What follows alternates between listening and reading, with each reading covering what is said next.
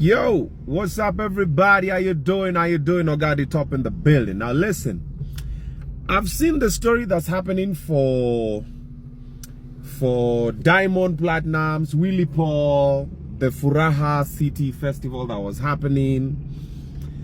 And there's a lot I could say.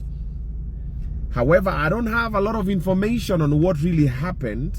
So what I'm gonna talk about is from what I can see. All right. So a few things off the cuff. One, we can see that WILLy Paul wasn't treated well. Okay, as an artist, leave alone even me Kenyan artists, whatever. As an artist, first of all, we have to respect artists. No matter which type of artist it is, whether it's a DJ, it's a dancer, it's an acrobat, it's an MC, it's whoever. Artists need to be respected. All right. So that one goes without saying. All right. Now, okay, the organizers and the management and everybody, we could have done better.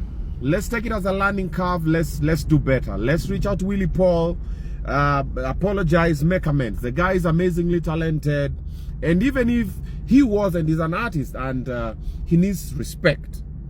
So let's respect the art. Then now let's come back to Kenyans. So Kenyans, let's see how we respect our own. Kenyans don't really do that really well. They always like to embrace outsiders more than their own. All right, so Kenyans, we can do better. Okay, and the reason why even the security guards, my bouncers and everybody, they were harassing WILLy Paul, forgetting huyo mse mwingine amekuja na anaenda, mtabaki hapa na WILLy Paul, na next time WILLy Paul anafanya event yake mtaenda kutafuta job huko, and you are our brothers. Like sino tuko hapa tunabaki. It's the same thing that used to happen during the Wakoloni era. Like you'd find like Africans were snitching on Africans to the colonialists. You know, they're holed up in such a place, they're hiding in such a place. There were snitches, and we know most of them who were snitches, and they later became some of our leaders in this country. But they were snitches. They were snitching on other Kenyans when Mauma was happening. They were snitching on Akina Dedan Kimathi and the rest. So that is a habit that most Kenyans have, and it's always been there, and we can do better. All right. However, this is what I wanted to talk about. I've seen the reaction online from other influential individuals to artists to everybody, and guys, we're doing a wrong thing. Okay, what is the wrong thing we are doing? We've already concluded, and we've already started dissing Diamond, and we don't know what really happened. You and I don't know what happened. I always say this thing all the time, man. When you see something online, there's always an agenda to it, and there is the truth. Then there is the side of the story of the person who's talking, and then there's the side of the story of the other person who is not talking. And even if they talk, they might as well just say the side of the story that fits their agenda. We don't know the truth. Even WILLy Paul doesn't know why what was happening was happening. Or maybe he knows. We don't know. Maybe Diamond doesn't even know what has happened. Maybe the truth of the story was the guy wasn't paid what they agreed. I've seen it happen in Mombasa. There's a time I used to work at QFM. Then QFM called Diamond to perform in Mombasa. And when he got there, he couldn't perform because they had not given him the money that he wanted. So when they managed to get the money that he wanted, wakampelekea kwa room yake, akasema, tulikuwa nimelewana dola. Tulikuwa nimelewana dola. Lakini si Kenya shillings. Wanaambia hapana, si ndio hii imefika nini? Hapana, tulikuwa nimelewana dola.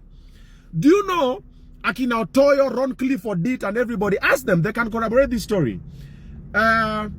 They had to go and wake up Joho so that Joho can give them dollars equivalent to the amount of money that Diamond was to be paid, so that Diamond can get on stage. It was so bad, all the artists who were getting on stage walikuwa wanapigwa na machupa, wanarushiwa na mavitu. Mombasa, it happened. Venye Diamond alipatiwa pesa yake, it was already getting in the wee hours of the morning. I think it was like 5 or 6 in the morning or something. Akapewa pesa zake. Diamond akasema, haya, mnipatie microphone basi mimi nifanye shughuli yangu. Because alikuwa amevaa kutoka kitu kama, I think 11 p.m. or midnight or something. The guy was getting on stage at around 6 in the morning. Or 7. Don't remember the exact time it was. Jamali panadu stage. Akaanza tu backstage. Tatizo kwangu mbagala. The guys came back and it was an amazing show. So let's not crucify someone based on limited information. That's what I'm trying to say. We don't know why Diamond did not perform. We have no idea. But Diamond knows, the organizers of the event know. They might not talk about it because maybe there was a misunderstanding here and there.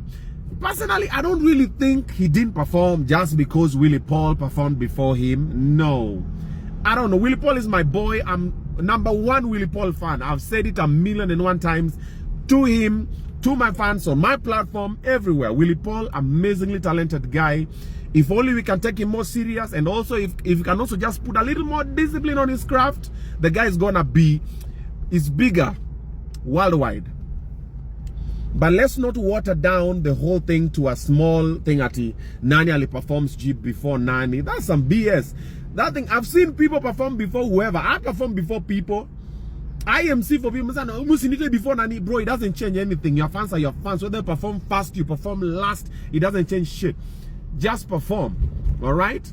So whether Diamond could have performed fast or last, it wouldn't have changed anything. I truly believe there's another reason why he did not perform. There's something. And I believe also there's another reason why all the altercation happened. I've seen it. It's happened before to Timmy Tidat as well. And also another thing that most people don't know, your enemies are normally from within. Wale wanakupiganga vita ni watu tuko nao kwa industry. Mi watu wananipiga vita ni watu niko nao kwa industry. The people I look up to, people I call my godfathers, people I go to for advice, people I sit down with and tell them, hey, listen, I want to do this. Wanakama wananiambia hivi, wanaenda nakutana na maadui wangu wanawaambia hivi kunihusu. Na nimewajua. The people that fight you are the people that know you.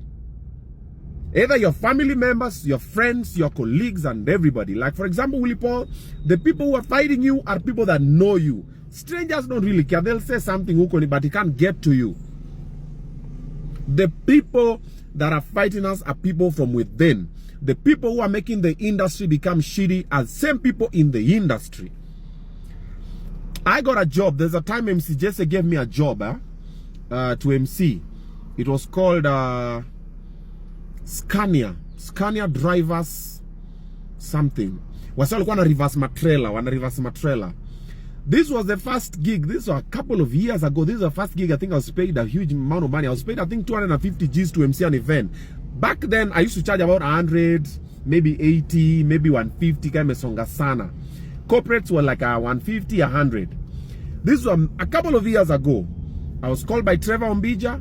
Then I was called by MC Jesse. And they recommended, and I was given this job. I was paid 250 G's. And another person in the industry who I look up to, who is a very powerful force to reckon with, went and spoke shit about me to MC Jesse.